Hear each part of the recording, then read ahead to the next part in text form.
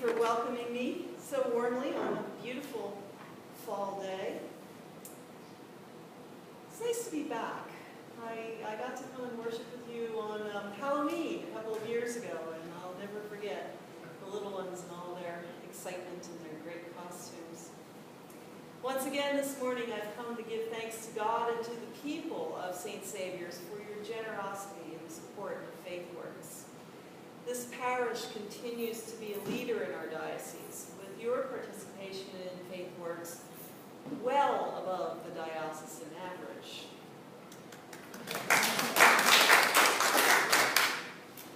You are making a real difference in the lives of many, many people. And I know that the people you are helping, as well as the staff and the volunteers of the ministries you support, would love to be here with me this morning to share their appreciation with you. And since it's just me, let me express my thanks on their behalf. Now let me introduce you to just a couple of the people whose lives you have helped to transform. Natalie had no idea where to turn. When her husband kicked her out after 30 years of marriage, she had no job, no work history, and no means of supporting herself. Her family and friends were able to help, up to a point. But what Natalie really needed and desperately wanted was to regain her confidence, to be able to set her own goals and work toward achieving them. 2 years ago, she went to live at Kuchaching Jubilee House, a Faithworks ministry partner in Aurelia. She received transitional housing for a year, counseling, and referrals to legal advice and social services.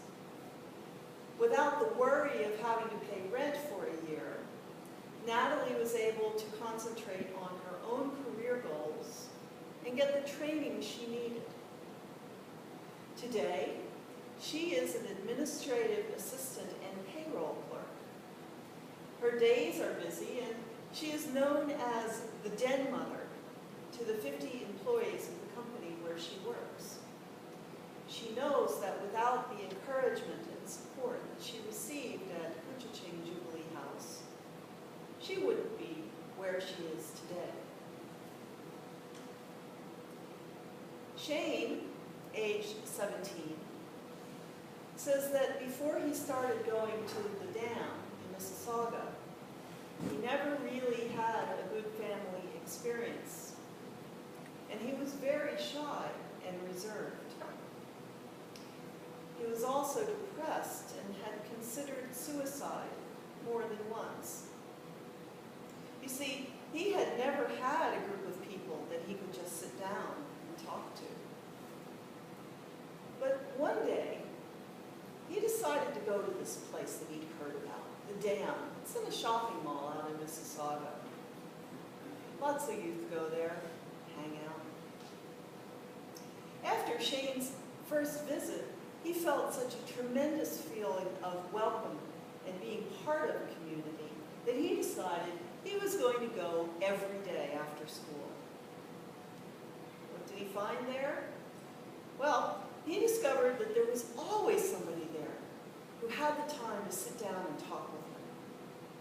There would always be a friend, someone with a welcoming smile, and maybe even play a quick game of pool or sit down around the table with some friends for a game of cards. Shane quickly developed very strong bonds with all the members of the staff, the volunteers, and the other youth at the drop-in. He's gotten involved in more programs, not just at the dam, but also in his community. He's come out of his shell, and now he is a happy, interested, exciting youth who has his entire future ahead of him. Simon Chambers is the communications coordinator at the Primates World Relief and Development Fund. And he likes to tell of an amazing success story that began in 1999, way back then, when PWRDF gave a grant of $50,000 to the Two Rivers Community Development Center in 6 nations of the Grand River and the Mississaugas of the New Credit. The grant was earmarked for microcredit loans to Indigenous women and youth. 10 years later, PWRDF received a check for $55,314 in repayment of the microcredit loans. The loans had gone to people like Marjorie Henhock, who made arts and crafts to sell at powwows and craft shows, or to Diane Harris, who was able to use her microcredit loan to open a restaurant out of her home. The program was so successful that 80% of the businesses were able to repay their loans in full over the course of the 10 years of the program.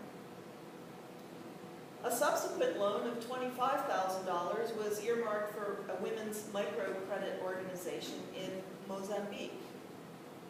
Small loans of a few $100s or so allowed these women to start restaurants, tailor shops, gravel businesses, and more. Asuncion is one such woman who used her loan to start a butchery, selling beef 1 cow at a time, until she had enough money to purchase a refrigerator and a barbecue grill. Now she is able to continue her butcher shop, but also to sell cooked meat on the weekends. And within just 5 years, PWRDF received payment in full of the $25,000 loan. The cycle is continuing, with a subsequent microcredit loan being sent to a new area in Mozambique, where these small loans will enable more women to take control of their own lives and livelihoods. 5 years from now, who knows what stories that $25,000 grant will be able to tell. Natalie and Shane and Marjorie and Diane and Asuncion have almost no possibility that they will ever meet one another. But they all have one thing in common. They are among the tens of thousands of people who have received compassionate care, encouragement, and support through one of our Faithworks ministry partners. They received counseling, access to housing and other services, vocational training, and in some cases, even small business loans.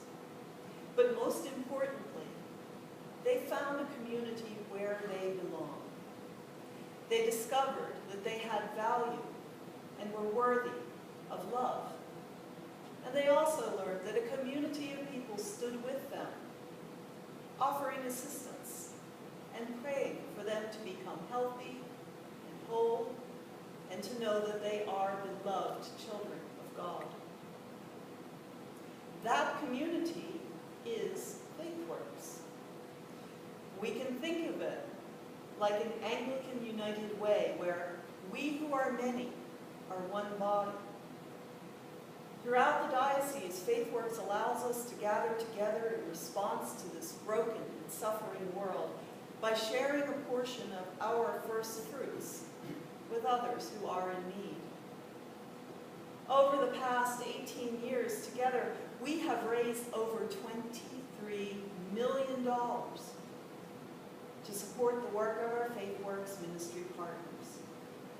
Because the needs are so great and each community is unique, we trust our ministry partners to know and understand the needs of the people they serve.